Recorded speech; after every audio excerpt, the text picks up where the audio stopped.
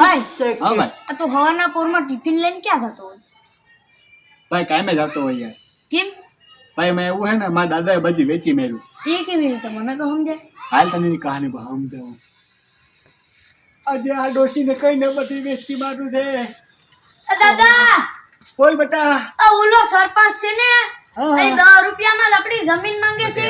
આ વેચી મારો આ વેચી મારવું. હવે ઓહો હો હો આ ખેતરમાં બહુ પાછો થઈ ગયો છે બાપા બોલો બેટા આપણો બંગલો છે ને હા આ એ 20 રૂપિયામાં માંગે છે.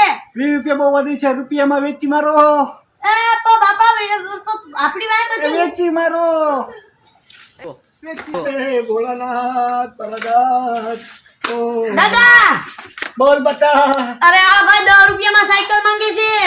10 રૂપિયા બહુ વધારે છે બેટા કે કોચું કરવાનું કે આ નથી વેચવાની. દાદા આ વેચી નાખો બેટા ના ના વેચી નાખો આપણે અને છોકરા બધા બસ આપણા ટિફિન લઈને કામે જવા જોઈએ ભેણ છે બધા વેચી મારો રૂપિયામાં ભાઈ લઈ જાઓ આ સેલી નિશાની છે. ભલે ભાઈ લઈ જા ભાઈ રૂપિયામાં લઈ જા થોડા માર ભાઈ ડન કરો ભાઈ એ ભાઈ એ લઈ જા યાર ભાઈ એ ઉભો થા તારો બેટો હાલો છોકરા બધા ટિફિન લઈને કામે જવા જોઈએ એક સાયકલ હતી એ લઈ ગયા. આ દાદાના પૈસા હોય બધી વેચી માર્યું. મારા છોકરા શું કરશે? ગધા મજૂરી.